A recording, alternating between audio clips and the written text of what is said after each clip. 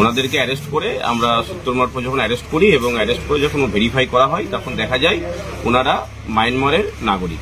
বিএসএফের চোখে ধুলো দিয়ে ভারতে প্রবেশ করার চেষ্টা 2 রোহিঙ্গার।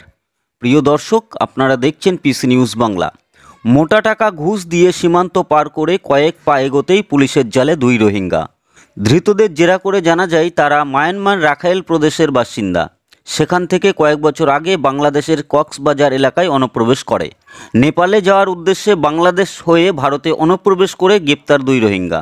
ঘটনাটি ঘটেছে কোচবিহার জেলার মাথাভাঙা সীমান্তের ধাপড়া বাজার এলাকায়। ধৃতদের নাম রেজওয়ান, বয়স 24 এবং ফরমিনা আক্তার, বয়স 27। ধৃতদের আদালতে পেশ করা হয়েছে। বিস্তারিত রইল ভিডিওতে। কুচলিবাড়ি থানার পুলিশ আজকে আমাদের 2 জন ব্যক্তিকে অ্যারেস্ট করে থাকে ধাপড়াহাট এলাকা থেকে। তো তারা ওই জায়গাতে ওয়েট করছিলেন, একটা নেপাল যাওয়ার বন্দোবস্ত ওনারা করছিলেন। ওনাদেরকে অ্যারেস্ট করে আমরা 70 মার্ক যখন অ্যারেস্ট করি এবং অ্যারেস্ট করে যখন ভেরিফাই করা হয় তখন দেখা যায় ওনারা মায়ানমারের নাগরিক।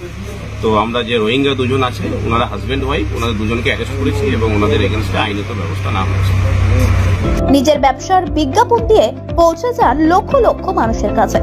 কম খরচে ডিজিটাল মাধ্যমে বিজ্ঞাপন দিয়ে নিজের ব্যবসাকে বাড়িয়ে তোলো।